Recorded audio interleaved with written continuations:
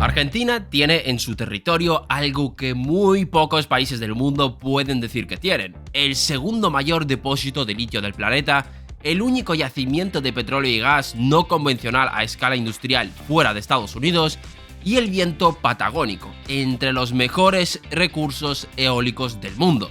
Para que os hagáis una idea de lo que significa esa combinación, el litio, no hace falta que os lo presente, es el insumo central de las baterías de los vehículos eléctricos. El gas de vaca muerta puede producir hidrógeno para descarbonizar la industria pesada y el viento patagónico puede generar la electricidad más barata del continente. Argentina tiene en un solo territorio los tres vectores centrales de la transición energética global y, sin embargo, la empresa YPF tiene un retorno sobre el capital invertido negativo. Emite deuda al 10% de interés cuando Petrobras, la empresa brasileña equivalente, lo hace al 5,35%. Y al final del día Brasil produce casi 5 veces más petróleo que Argentina. ¿Cómo es posible que un país con la dotación perfecta para el siglo XXI energético llegue a 2026 en esa situación? ¿Tiene alguna forma de competir con Brasil por el liderazgo energético en Sudamérica?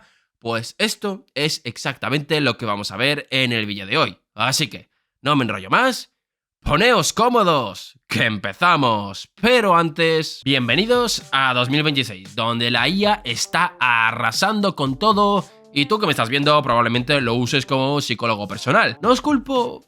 Todos podemos sentirnos solos alguna vez, pero la IA lo va a cambiar todo y necesitas los conocimientos necesarios para aprovechar todo lo que te ofrece. Por eso nace el Máster en IA aplicada y optimización de procesos productivos. Creo que no os tengo que presentar a Visual Factory, todos los conocéis. Ahora han formado la Visual Business School y van a lanzar este nuevo máster con 30 créditos ECTS oficiales. Se trata de una formación 100% online y muy práctica, en la que aprenderás a crear tu propio sistema de trabajo con IA, asistentes, paneles, automatizaciones que trabajen para ti y con profesores de primer nivel de empresas como Microsoft, Google o Cloudflare. Además, está mentorizado por Chema Alonso, una de las figuras más relevantes del mundo IT en España. Su anterior máster, donde soy uno de los profesores, fue todo un éxito. Más de 5.000 alumnos y un 9,25 sobre 10 de satisfacción. Si estáis interesados, apuntaros esta fecha en el calendario. Día 12 de abril a las 7:07 de la tarde, hora española, tendréis acceso al directo de presentación. Si escaneáis el QR que estáis viendo en pantalla o revisáis los links que tenéis en la descripción o el comentario fijado, podréis reservar vuestra plaza. No os perdáis esta oportunidad y ahora sí, no me enrollo más, poneos cómodos, que empezamos.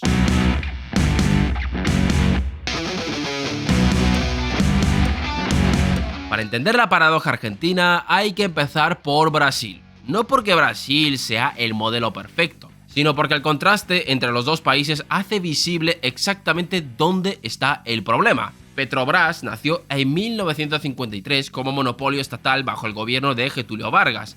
La lógica era bastante simple. Brasil necesitaba energía para industrializarse y no podía depender de proveedores extranjeros para conseguirla. Durante 50 años, Petrobras acumuló conocimiento técnico, formó ingenieros, construyó cadenas de proveedores locales y fue expandiendo su capacidad en aguas cada vez más profundas. No fue un camino recto, hubo crisis, hubo corrupción, hubo intervenciones políticas que distorsionaron un poco las decisiones, pero la empresa nunca desapareció, ni fue vaciada, ni se privatizó para luego volver a renacionalizarla. En 2006, ese medio siglo de acumulación dio su fruto. Petrobras descubrió el presal, una capa de petróleo atrapada bajo 7.000 metros de agua marina y roca de sal, el mayor hallazgo de hidrocarburos del hemisferio occidental en décadas. Una tecnología que no existía hace 30 años. Las plataformas flotantes de producción y almacenamiento permiten hoy extraer ese petróleo a un coste de entre 25 y 28 dólares por barril. Brasil produce casi 4 millones de barriles diarios y es autosuficiente en petróleo desde el año 2007. Ese resultado no vino de la geología, vino de 50 años de continuidad institucional, algo que en Argentina brillaba por su ausencia. Argentina empezó antes. YPF se fundó en 1922, 11 años antes que Petrobras, y en sus primeras décadas funcionó.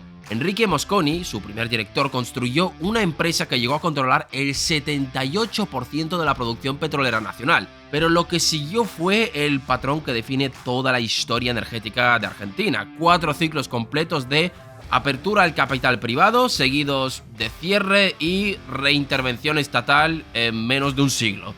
Cada apertura fue precedida por una crisis fiscal que obligó al Estado a ceder condiciones al capital privado, y cada cierre fue precedido por el diagnóstico de que ese capital extraía renta sin reinvertir en el país. Y a ver, ambas cosas eran verdad. El problema es que el ciclo nunca se rompió. El ejemplo más claro y más costoso fue el de Repsol. En 1999, el Estado argentino vendió YPF a la empresa española. Lo que ocurrió en los 12 años siguientes es un manual de lo que pasa cuando un operador, sin restricciones de reinversión, administra un activo estratégico. Repsol extrajo petróleo y gas, distribuyó los beneficios entre sus accionistas y no reinvirtió en exploración en la producción necesaria para reponer las reservas que extraía. Entre 1999 y 2011, las reservas de crudo de YPF cayeron a un 60% y las de gas natural un 67%. Las caídas en la producción de YPF durante ese periodo representaron el 54% de toda la producción petrolera nacional perdida y el 97% de la pérdida del gas. Argentina renacionalizó el 51% de YPF en el año 2012 mediante expropiación. La medida tenía cierta lógica. El problema fue la señal que mandó al mercado. En un país donde el Estado puede expropiar una empresa en cualquier momento, el capital de largo plazo exige una prima de riesgo que hace que muchos proyectos dejen de ser rentables. Y en ese contexto, en el año 2011, YPF anunció el descubrimiento de Vaca Muerta, y la paradoja argentina se volvió imposible de ignorar.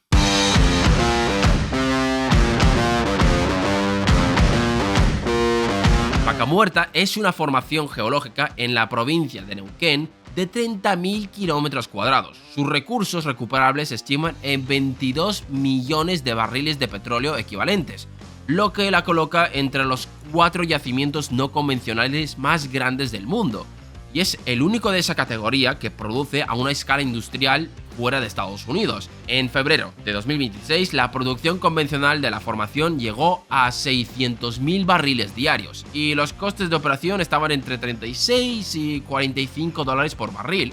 Son competitivos con los mejores proyectos del mundo. Sin embargo, la producción de Vaca Muerta está limitada no por la geología, sino por la infraestructura. Los oleoductos no tienen capacidad suficiente para evacuar todo lo que los pozos pueden producir. No estamos hablando de un caso como el venezolano, donde el petróleo es extremadamente caro de extraer. A Argentina le ha tocado la lotería de los recursos, pero no tiene la capacidad de aprovecharlos, y esto no se reduce solamente al petróleo. El litio, el famoso oro blanco, sufre de un problema bastante parecido.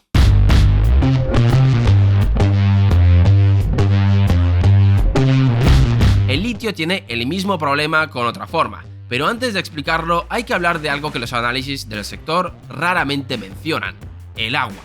Los salares de la Puna argentina, donde se concentra el litio, son ecosistemas de alta fragilidad hídrica. Las comunidades indígenas que llevan siglos en esa región dependen del mismo recurso para su ganadería de camélidos y su agricultura en tierras andinas. La extracción de litio por el método de evaporación de salmuera compite directamente con ese uso, y la tensión entre la expansión minera y los derechos comunitarios sobre el agua no es un problema técnico con solución en un laboratorio.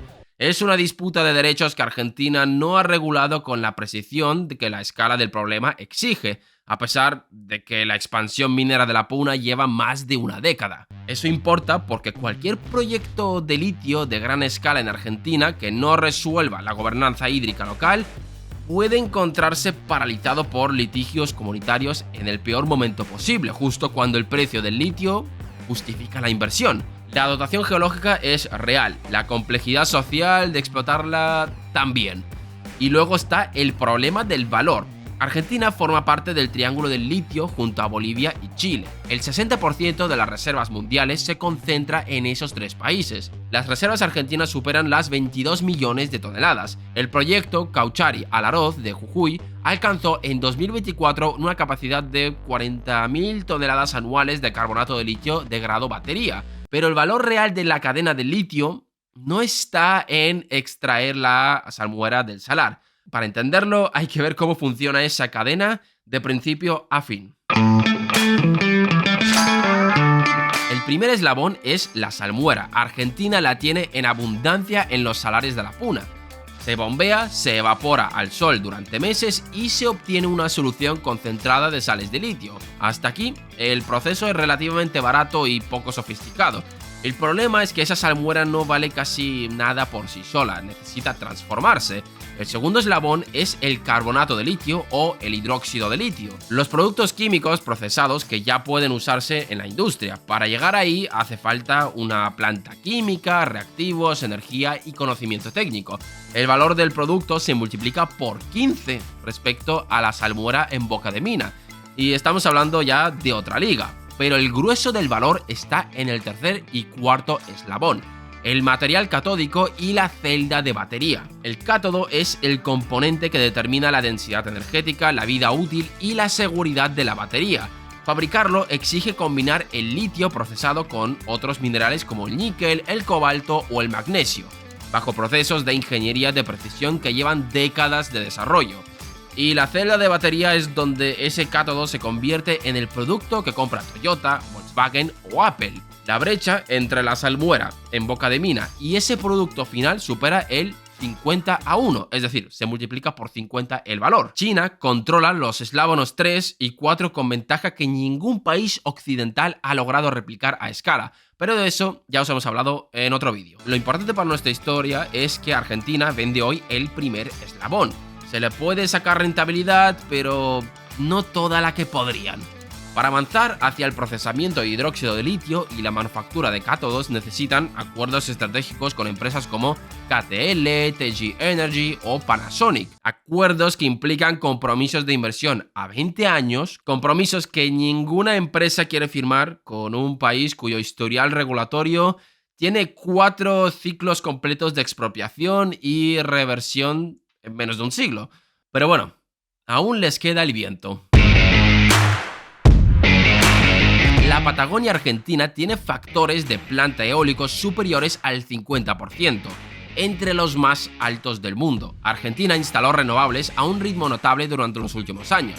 El problema es que la red de transmisión no creció al mismo ritmo. Cuando hay más energía eólica de la que la red puede transportar, los aerogeneradores se desconectan por fuerza. Un aerogenerador desconectado en la costa patagónica es energía que se generó y no se vendió. Y mientras ese viento se desperdicia, el sistema tiene que recurrir a plantas de gas con costes marginales mucho más altos. Y hay una razón concreta por la que esa infraestructura nunca se construyó. El dinero que debía haber financiado los oleoductos de Neuquén y las líneas de transmisión patagónicas se fue durante décadas en subsidios energéticos. Durante los gobiernos kirchneristas, los subsidios a las tarifas eléctricas y al gas llegaron a representar entre el 3 y el 4% del PIB anual. En los peores años, Argentina gastaba más en subsidiar la factura de la luz que en toda la inversión pública en infraestructura energética. Y el diseño era universal. Una familia de clase media en Palermo pagaba la misma tarifa que una familia de bajos ingresos en el conurbano.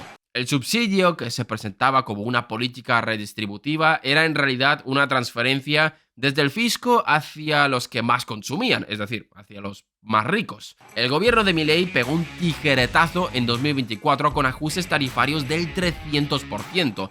El choque fue brutal, pero reveló algo que los subsidios habían ocultado durante décadas: una industria entera que había construido su modelo de negocio sobre energía artificialmente barata. 3 activos de clase mundial, el mismo problema en los 3. La restricción no está en el subsuelo ni en el cielo, está en la infraestructura que nadie financió, en los derechos que nadie reguló y en la credibilidad institucional que nadie construyó. Y esto es lo que explica por qué hay tanta diferencia entre Brasil y Argentina a pesar de ser iguales.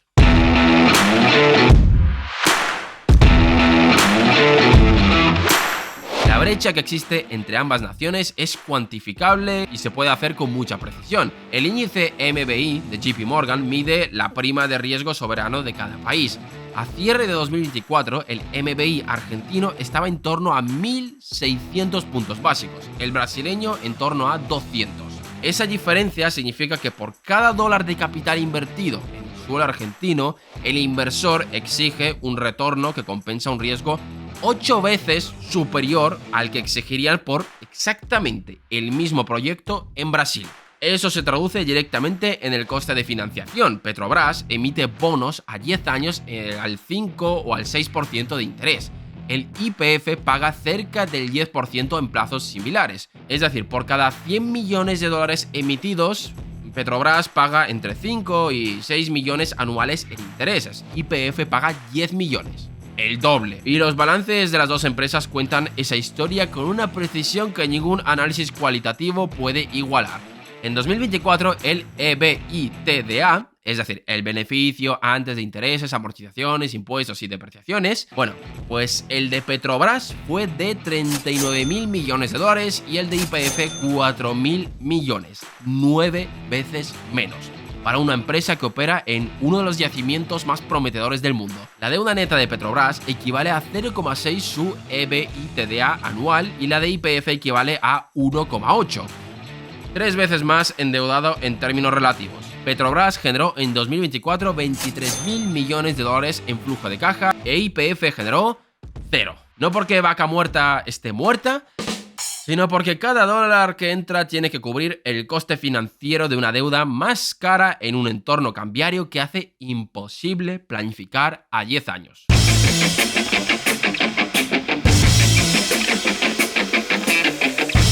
En ese vacío institucional entra la geopolítica, porque cuando un país tiene los recursos que Argentina tiene y no puede financiarlos con capital propio ni atraer capital privado a costes razonables, alguien aparece dispuesto a financiarlos en otras condiciones. En Brasil, la empresa estatal china State Grid Corporation controla activos de transmisión eléctrica valorados en más de 12.000 millones de dólares, adquiridos entre 2010 y 2022. Es el mayor operador de transmisión del país. En Argentina, la presencia china es más transversal todavía. Ganfeng Lithium y KTL acumularon participaciones en los principales proyectos de litio del país. La Corporación Nacional de Energía Nuclear China firmó en 2015 el acuerdo para financiar Atucha 3 con 8.300 millones de dólares, y China Gezhouba Group ganó la licitación para 2 represas hidroeléctricas en la Patagonia que generaron 1.140 megavatios adicionales. Washington observó todo esto con incomodidad. La respuesta estadounidense no llegó en forma de proyectos de inversión equivalentes, sino en forma de presión sobre los marcos regulatorios. Las condiciones impuestas sobre el RIGI argentino para excluir proveedores chinos de ciertos segmentos de la infraestructura energética, las conversaciones sobre seguridad tecnológica en torno a Atucha 3 o el impulso estadounidense al proyecto de exportación de gas natural licuado de YPF, socios como Pan American Energy. Para Argentina, esa competencia entre potencias tiene una lectura de doble filo. Por un lado, le da un margen de negociación que no ha tenido en décadas. Cuando Washington y Pekín compiten por acceso a tus recursos, puedes extraer condiciones que ninguno de los dos te ofrecería con la ausencia del otro. Pero por otro lado, aceptar financiamiento chino en infraestructura crítica tiene un precio político con Washington, que puede encarecer el acceso a los mercados financieros occidentales donde Argentina necesita colocar su deuda soberana. Y a ver, creo que no hace falta que os diga que el gobierno de Milei apostó claramente por el alineamiento con Washington, pausando Atucha 3 y tratando de excluir capital chino de ciertos proyectos del RIGI. Si esa apertura genera la inversión occidental que promete, habrá valido la pena. Si no llega, Argentina habrá cerrado una puerta sin abrir la otra. Y eso nos lleva al problema de fondo. Ningún régimen de incentivos resuelve por sí solo lo que décadas de discontinuidad construyeron. Ahora bien, no todos los proyectos energéticos del país han sido un absoluto desastre. Hay cosas que se salvan y dan pie a la esperanza.